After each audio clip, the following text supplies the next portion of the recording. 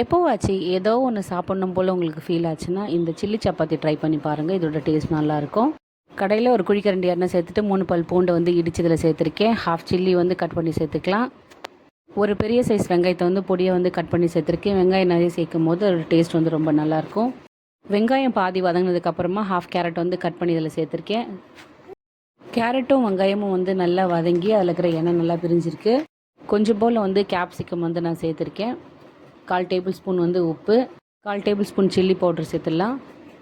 இப்போ வந்து ஒரு கரண்டி வச்சு நல்லா வந்து மிக்ஸ் பண்ணி விட்டுக்கலாம். 1 table spoon tomato sauce, 1 table spoon வந்து சில்லி சாஸ் சேர்த்துக்கிறேன். சாப்பிடும் போது ரொம்ப ஸ்பைஸியாக இருக்காது, பேலன்ஸ்டாக தான் இருக்கும்.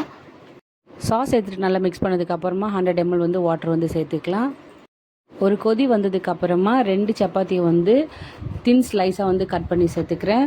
சப்பாத்தி சேர்த்துட்டு நல்லா மிக்ஸ் பண்ணி விட்டுக்கலாம். 1 மினிட்லேயே வந்து சப்பாத்தி வந்து வாட்டர் எல்லாத்தையும் வந்து அப்சர்வ் பண்ணிவிட்டு நல்லா ட்ரை ஆகிடும்.